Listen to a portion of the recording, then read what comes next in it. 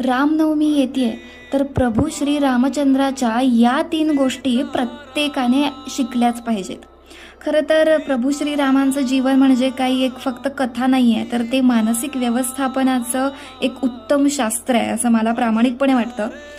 खरं तर ह्या 3 गोष्टी आपण प्रत्येकाने फॉलो केल्या ना, तर मी खात्रीनं सांगते की तुमच्या आयुष्यामध्ये नक्की फरक नाही, अगदी तुमचं आयुष्य वेगाने पुढे जाईल.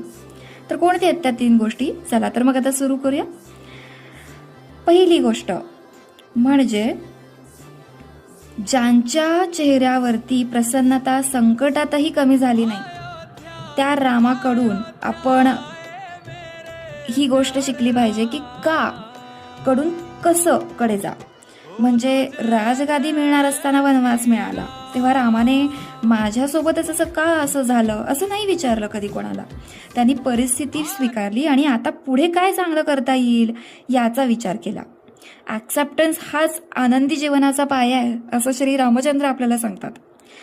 दुसरं म्हणजे तुमची लक्ष्मण रेषा स्वतः आखा, म्हणजे ज्याला आपण सेल्फ बाउंड्रीज म्हणतो. मर्यादा पुरुषोत्तम म्हणजे स्वतःच्या मर्यादा पाळणारा.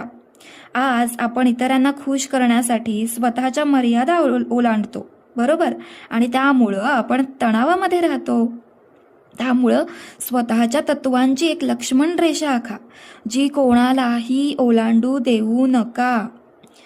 तिसरी म्हणजे संयम हीच खरी ताकद आहे, ज्याला आपण पॉवर ऑफ सायलेन्स वगैरे पण असं म्हणतो. शक्ती असूनही रामाने आधी शांतीचा मार्ग निवडला.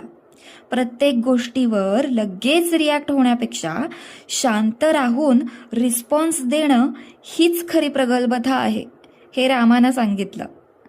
मला सांगा, तुम्हाला या 3ही गोष्टी पटल्या का? पटल्या असतील तर त्या नक्की फॉलो करा आणि रुचा उवाच्या चॅनलला सुद्धा फॉलो करायला विसरू नका. तोपर्यंत नमस्कार, भेटू आपण लवकरच पुढच्या व्हिडिओमध्ये. मस्त रहा आणि रामनवमीची तयारी कुठंपर्यंत आली आहे तुमची मला कमेंटमध्ये सांगायला अजिबात विसरू नका.